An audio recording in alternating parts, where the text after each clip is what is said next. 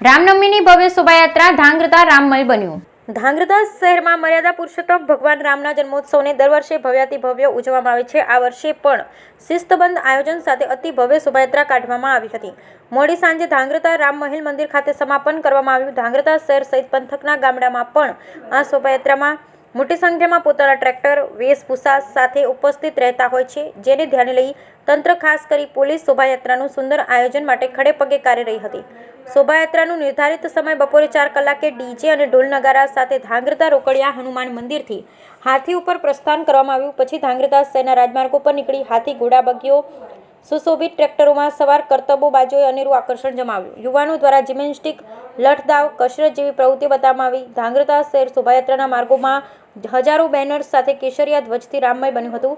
જોકે વિવિધ સેવાકીય સંસ્થા, વ્યાપારીઓ અને શહેરીજનો દ્વારા ઠેર ઠેર ઠંડા પીણા, આઈસ્ક્રીમ, નાસ્તાની વ્યવસ્થા રાખી હજારોની સંખ્યામાં ઉપસ્થિત રામ ભક્તોની સેવા કરી। મોડી સાંજે 8 કલાકે ધાંગ્રધાના પૌરાણિક રામ મહેલ મંદિર ખાતે યાત્રાનું સમાપન કરવામાં આવ્યું। સાધુ સંતો, ધાંગ્રધા શહેર ભાજપ પૂર્વ કેબિનેટ મંત્રી આઈ.કે. જાડેજા, ધારાસભ્ય પ્રકાશભાઈ વરમોરા તેમજ વિશ્વ હિન્દુ પરિષદે ઉપસ્થિત રહી શોભાયાત્રામાં રામલલ્લાના દર્શન કર્યા। Bureau report Hitesh Rajpara, Dhrangadhra. जय श्री राम। आज रामनवमी के पावन उपलक्ष्य में भगवान राम, मर्यादा पुरुषोत्तम भगवान श्री राम के जन्म दिवस के उपलक्ष्य में धांग्रधा राम महल, जो कि हजारों वर्ष पुराना मंदिर है, उस मंदिर से भव्याति भव्य और दिव्याति दिव्य शोभा यात्रा निकालने में आई और पूरे नगर भ्रमण करने के बाद में शोभा यात्रा राम महल तक पहुंची।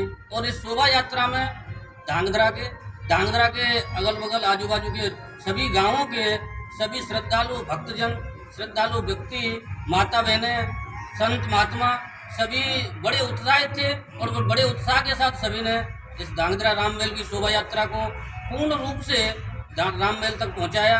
और उसमें सभी पुलिस प्रशासन का, सभी संतों का, सभी सेवकों का, धांग्रधा वासियों का और धांग्रधा के आसपास के रहने वाले गांवों का पूर्ण सहयोग रहा।